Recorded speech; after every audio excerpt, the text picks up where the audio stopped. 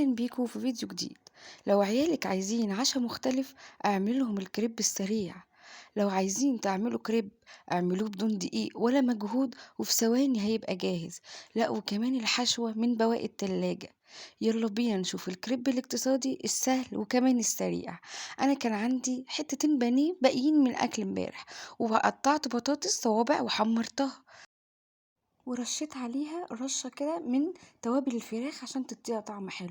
هركنها بقى على جنب ويلا بينا نعمل الكاتشب السريع جدا. لو ما عندكيش كاتشب او اي صوصات تحطيها في الكريب، انا حطيت معلقتين كبار كده مليانين من الصلصة، وحطيت عليهم ربع كوباية من الخل ومعلقتين سكر، وهنزل بمعلقة صغيرة من الملح ومعلقة من الفلفل الاسمر. حطيتهم على النار لحد ما تكثفوا بالطريقة دي وعبيتهم في العلبة، كانت عندي قديمة بتاعت برضو باربيكيو.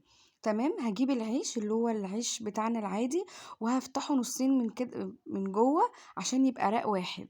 وبعد ما فصلتهم كلهم بالطريقة دي، انا معايا جبنه موتزاريلا وجبنه رومي. طبعا انا مش جايباه مخصوص للكريب ده، انا بجيب مثلا حوالي نص كيلو من ده ونص كيلو من ده، بحطه عندي في التلاجة او بحطه عندي في الفريزر. واي حاجه تخطر على بالي او اي حاجه عايزه اعملها بطلع اخد حبه واعين الباقي في التلاجة. وهوريكم برضو ان انا ما استعملتش من الجبن دي حاجات كتير، يعني برضو الحاجه موجوده عندنا بتقعد فتره بنستعملها.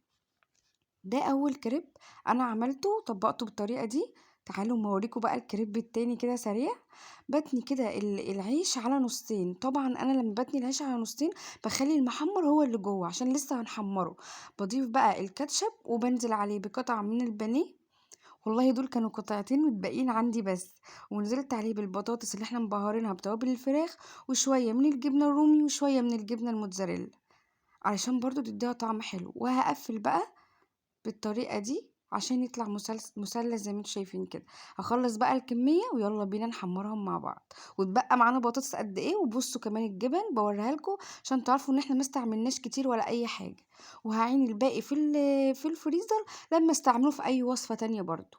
نزلت كده حطيت زيت في طاسة تكون الطاسة سخنة، وبهدي النار بخليها كده وسط عشان الجبنة تلحق تسيح من جوه. وبنزل كده بالكريب بتاعي وبقلبه بقى اول ما يتحمر على الجنب، بقلبه على الجنب التاني وهكذا لحد ما يتحمر والجبنة تسيح من جوه، وكده يبقى جاهز معانا.